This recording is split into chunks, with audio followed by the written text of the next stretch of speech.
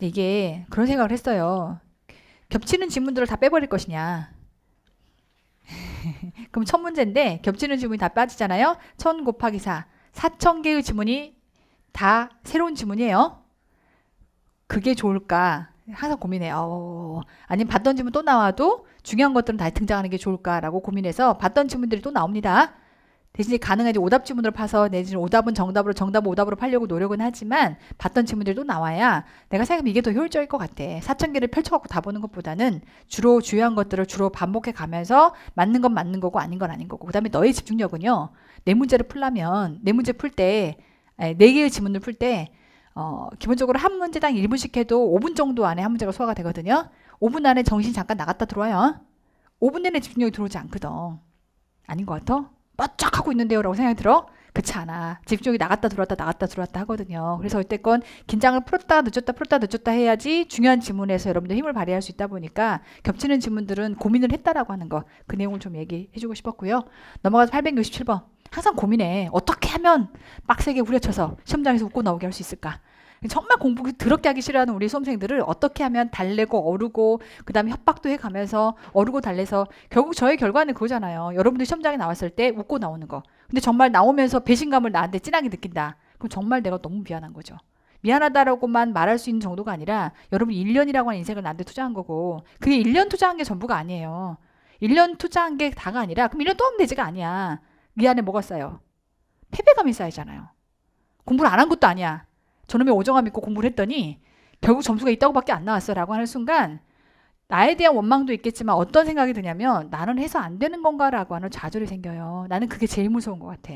그렇잖아요. 내가 나를 인정할 수 없는 상황이 생기면 차라리 그냥 모든 원망을 나한테 돌리는 게 맞겠지. 오정아 때문이야 저건. 딱 내가 나 진짜 잘할 수 있었는데 저건 쟤 때문이야 라고 하면 차라리 마음이 더 가벼울 수 있는데 그게 아니라면 여러분들이 대부분이요. 그렇게 나쁘지 않더라고. 사람들이 다 착해. 그래서 본인을 괴롭히지 나를 원망하지 않는 실제로도 그렇고 나를 원망한다 뭐가 달라지겠니? 그럼 본인을 지지고 볶고 한다고. 그럼 결과적으로 그 패배감이 마음속에 쌓였을 때는 그 다음번에 열심히 하면 다시 성공해서 올라갈 수 있는데 그러기가 너무나 어려워져요. 초시하고 제시를 놓고 보면 승률이 누가 더 높을 것 같아요? 여러분 생각할 때 제시가 훨씬 높을 것 같죠? 근데 또 꼭 그렇지만은 않아요. 내가 보기에는 거의 반반이거나 초시가 승률이 더 높아요. 왠지 아세요? 초시는 두려움이 없거든요.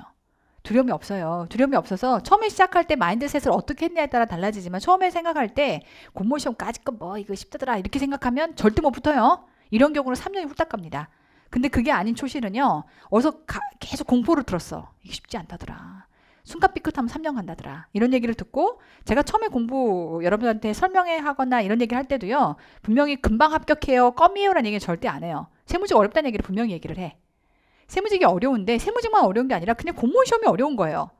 아니 냉정하게는 세무직은 올해 같은 경우는요. 제가 느끼기에 내가 느끼는 체감도 5대1이야. 5대1이라니까. 4-5명만 시키면 네가 합격해. 근데 일행직은요. 아무리 예를 들어 일행직에다 하는 게 요즘 공무원 시험이 뭐 많이 줄었어요라고 한다 한들 이번에 또 쉽게 말하면 출원 인원도 줄었잖아요. 저긴 경쟁률이 60-70대 1이에요. 60-70명을 제게 합격한다고. 그러니까 이게 쉬우냐고. 쉽지가 않다고. 과목의 절대값? 행정학 행정법이 쉬울까요? 내가 공부를 해본 영역은 아니지만 행정학은 딱히 떨어지는 답이 없대. 애매하대. 이게 아까 내가 느끼는 경영학 같은 느낌인 것 같아. 내가 회계사 시험 준비할 때 경영학을 좀 돌아버린 줄 알았거든요. 다 맞는 말인 것 같아. 그 말이 그 말 아니야? 막 이런 느낌이야. 세법은 그건 아니죠. 다 맞는 말 같진 않잖아요. 네가 몰라서 그런 거지.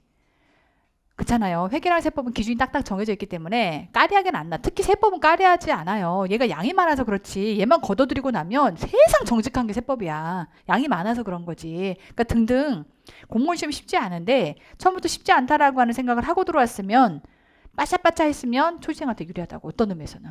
근데 재시생은 한 번 떨어질 때마다 마음 안에 그 패배감이 들어가 있기 때문에 내가 다시 해서 과연 괜찮을까라고 하는 이 마음의 패배감이요.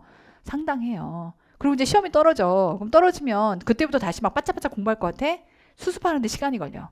근데 다시 공부하려고 보면 봤던 거지. 이게 제일 위험해요.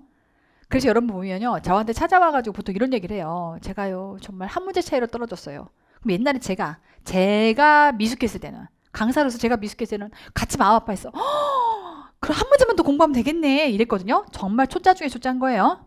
근데 이제 이제는 제가 이제 13년 차가 됐잖아요. 그래서 이제 어느 순간 내가 많은 수험생들과 상담을 해보고 많은 걸 다뤄보니까 제가 한 문제 차이로 떨어졌어요라고 하면서 눈물을 글썽하잖아요. 그럼 저는 굉장히 세게 말해요.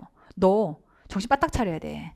네가 지금 한 문제 차이로 떨어졌기 때문에 조금만 10%만 더 공부하면 붙을 것 같지. 택도 없다. 너희가 제일 위험하다. 네가 제일 위험한 사람이야. 제일 위험한 사람이야. 정말 한 문제 차이로 떨어졌다라는 고 사실 자체를 잊어버려야 돼. 왜냐면 한 문제 차이로 떨어졌다는 얘기는 거의 붙을 뻔했다는 얘기거든요. 그럼 실력이 거의 붙을 뻔한 만큼 차올랐다라고 생각하는 건데 내가 다시 시작해야 되는 출발선상에서는요. 그게 제일 독이 되는 생각인 거야. 왜 조금만 더 하면 된다고? 그럼 조금만 더 했더니 커트라인 조금 올라가. 그럼 또 떨어지네? 최악이야. 그래서 무슨 생각을 바꿔서 했어야 되는 거냐면 내가 조금만 더 했으면 붙었을 수 있는 정말 아쉬운 한 문제 차이로 떨어졌다면 저는 마인드셋을 어떻게 바꾸냐면 야 너 이번에 수석하자. 너는 이미 반을 해서 온 거잖아. 합격의 커트라인에 거의 가깝게 온 거니까 운만 좋았다면 붙었을 정도의 실력을 지금 갖고 있는 거잖아. 그러려면 너는 지금부터 앞으로 어떻게 공부해야 되냐면 수석하기 위해서 공부해야 된다.